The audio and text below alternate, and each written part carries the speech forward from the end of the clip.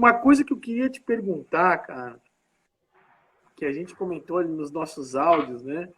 Aham. Convidei o Dado e aí a gente foi conversando. Cara, hoje, robótica e educação e robótica em negócios.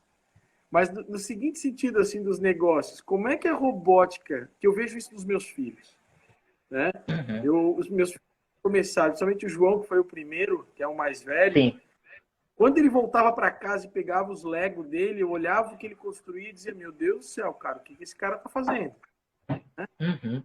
Pelo exercício da criatividade, pela curiosidade, pela disciplina, por uma série de coisas. Como é que tu vê essa aliança e como é que vocês trabalham essa aliança da robótica e educação? E depois eu queria que tu comentasse, como um cara hoje que faz uma aula de robótica, como é que esse cara vai se transformar lá no futuro, lá dentro dos negócios?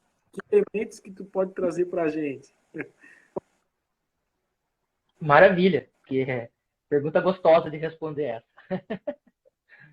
Assim, a gente olhando para a robótica como uma ferramenta de desenvolvimento, nós compreendemos ela como isso mesmo que diz, uma ferramenta de desenvolvimento humano.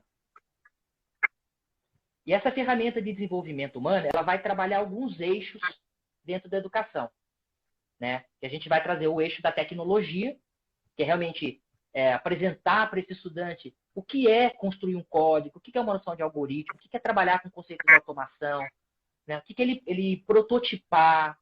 E o protótipo prototipou, testou, errou, volta, muda de novo, mexeu, testou, validou, opa, deu certo, continua, né? Esse conceito da lógica de programação, que hoje é fundamental para esse mercado digital que nós temos, né? É uma coisa que a gente até comentou, né? Que é um gargalo que existe hoje no Brasil, né? Você ter profissionais desenvolvedores. Então, a robótica, ela contribui para preparar esse estudante para conhecer e usar essas novas linguagens como uma ferramenta para resolver problemas. Porque eu não quero que ele aprenda a robótica pela robótica, eu quero que ele aprenda a resolver problema. E para isso ele vai usar a tecnologia. Qual problema ele vai resolver? Inúmeros que nós iremos apresentar a ele dentro das aulas. Então, com os recursos em mãos, ele vai ter problemas para lidar com isso, ele vai ter que discutir, pensar em hipóteses, testar, programar, deu errado, volta, conversa de novo, troca ideia, testa de novo, deu certo, opa, validamos, usando a tecnologia. Então, esse é o eixo tecnológico. Nós temos o eixo acadêmico, que aí é trabalhar as áreas do conhecimento de uma forma mais prática, mais interdisciplinar, integrando física, matemática, ciências, né? Contextualizando. Você trabalha diversos conceitos da física e da matemática dentro de uma aula de robótica. Então, você sai do abstrato e vai para o concreto. Poxa, eu vou calcular a velocidade, o deslocamento desse robô. Eu vou calcular a distância dele, eu vou calcular para saber exatamente onde ele vai chegar. Então, você trabalha com operações e com conceitos científicos e tecnológicos. Isso faz o aluno ter um sentido. Porque ele não está vendo uma fórmula abstrata. Ele está aplicando aquele conhecimento. E aí nós vamos ter o terceiro eixo, né, que é o eixo cognitivo e, digamos, comportamental. Porque a psicologia ela traz um conceito de funções executivas, que são algumas habilidades psicológicas superiores que nós dizemos, né? Capacidade de planejamento, resolução de problema, tomada de decisão, controle consciente do comportamento. É você estabelecer um objetivo a longo prazo, saber quais ações você precisa adotar para alcançar aquele objetivo, avaliar se essas ações estão trazendo o resultado correto e corrigi-las caso não. Isso tudo é controle consciente do comportamento. E a robótica trabalha isso em cheio. Porque é tomada de decisão o tempo todo. E a própria construção, o passo a passo, você pega um projeto inacabado e você chega no modelo pronto, olha quantas etapas você tem que cumprir ali. E aí, diante desses três eixos, eu entendo a robótica como uma baita de uma ferramenta. Como uma baita. Tanto que quando me pergunta, né, pô, você é psicólogo e está trabalhando com robótica, eu respondo isso que eu te disse agora. É ferramenta, né? É ferramenta. E agora, como negócio, eu acho que ela é boa, porque ela trabalha conceitos que são fundamentais no empreendedorismo. Desde as habilidades que o empreendedor precisa ter, até essa noção de prototipagem que a gente tem muito no mercado. Você não espera as coisas estarem prontas. Você tem que ir testando e validando o tempo todo. Então, é um processo mais ágil, né, do que o modelo tradicional, industrial que nós tínhamos ali no passado, né? Então, eu entendo que, talvez, eu acho que não é claro, eu arrisco dizer que não é claro para as escolas e para muitos pais ainda, o quão poderosa é essa ferramenta para o desenvolvimento da criança. Eu acho que ainda a gente precisa melhorar essa comunicação, entende? Para que eles consigam absorver e entender isso. Porque a escola, você sabe que tradicionalmente ela é, pelo menos a educação básica, ela é um ambiente pouco ortodoxo e tradicional. Ela não é um ambiente de inovação, uma escola, né, de educação básica, ela não é um ambiente de inovação, né? E aí, quando você traz uma ferramenta inovadora, você choca a estrutura. E a estrutura tenta adequar a inovação ao ortodoxo. Uhum. E muitas vezes os pais também acabam não enxergando, né? Acha que ele vai para brincar de Lego, que é uma coisa mais lúdica, né? Então, talvez tenhamos que melhorar essa comunicação para os pais também. Isso é uma coisa importante a ser feita, né? Fundamental, na verdade. Isso é uma coisa interessante, assim, né? Eu sempre olhava a proposta da RoboMinds pelos meus filhos e quando eles contavam o que acontecia. Isso era muito interessante. A gente dava espaço, tanto eu quanto a Fernanda, e perguntava, e sempre a gente tinha aquela visão de, tá, então tu me mostra o material, porque o material da RoboMinds é muito legal, né? Mostra o material, vamos ver aqui como é que funciona, vamos olhar o livro, né? Tinha aí todos os aspectos didáticos, todo o passo a passo, né? Então, assim, eles nos contavam muito. Inclusive a gente também, principalmente eu, comecei a ver a robótica totalmente diferente. Sim. A partir Você da visão dos meus filhos. Exatamente. Porque a visão que eu tinha, o cara vai lá... Monta Lego. Diga.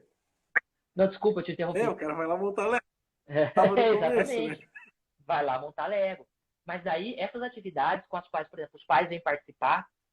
Depois, só uma pergunta aqui que acho que a Silvia fez sobre se isso ocorre em um processo de formação profissional. É legal pegar, porque é possível sim, porque essas habilidades, elas são fundamentais hoje para o mercado de trabalho e para qualquer profissional. Para qualquer profissional.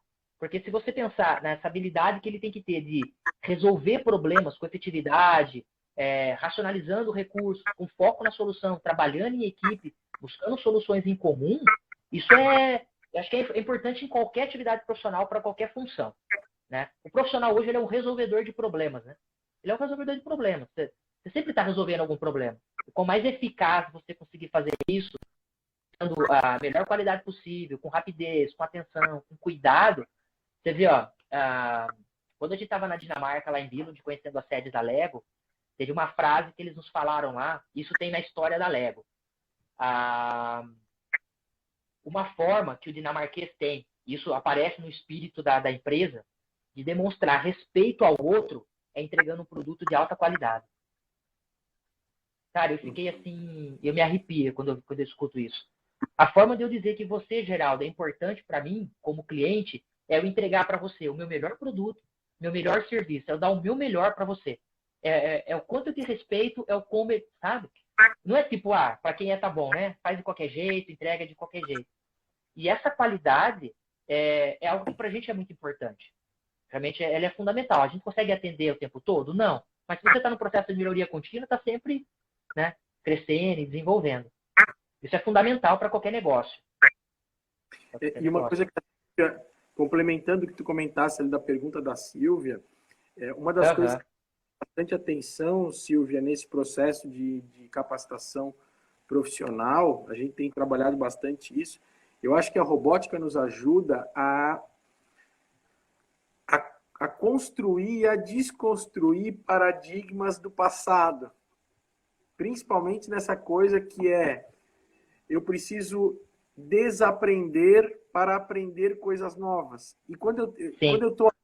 A gente fez um exercício na época no iLab da Unisul com os empreendedores, né, Dalbert? Que o Dalbert foi muito boa aquela atividade. E o que eu percebo sempre existe aquele formato, né, que é aquele desenho corporativo que a gente tem hoje, que é esse formato mais padronizado, mais engessado, menos ágil, e que a robótica ela nos mostra que eu consigo construir, eu preciso ajustar, eu preciso desenhar. Esse processo da prototipagem que o Dalbert comentou, poxa, se não deu certo ali, não ultrapassou a marca que era para alcançar, eu vou ali e ajusto, né? Tudo em equipe, porque o desenho metodológico, né? E o Dalbert pode conversar mais sobre isso.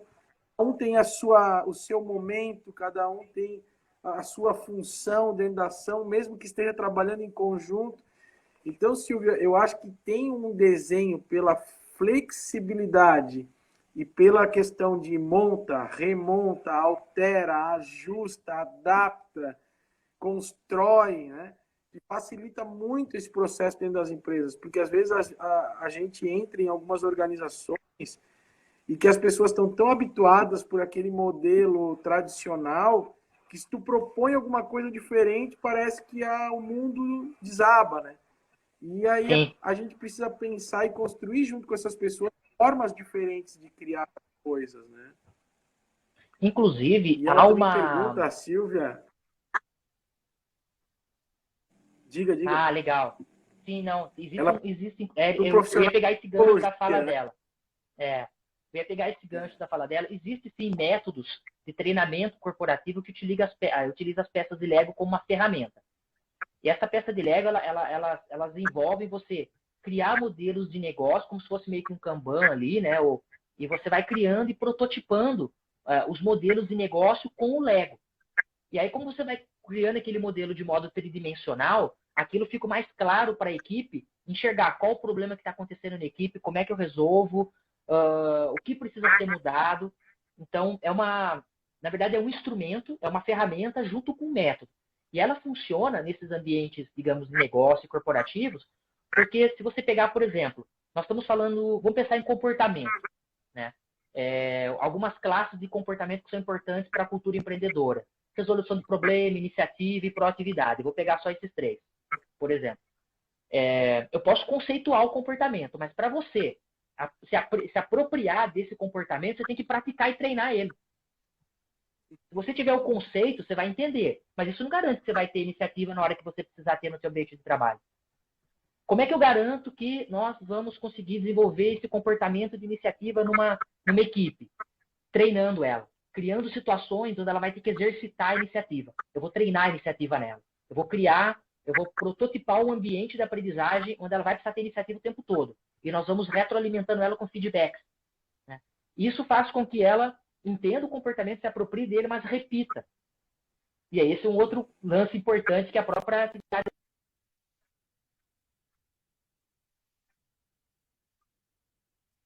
de 12 anos, infantil há 1 ano, olha a quantidade de contato, de horas de atividade que esse estudante teve com essa metodologia.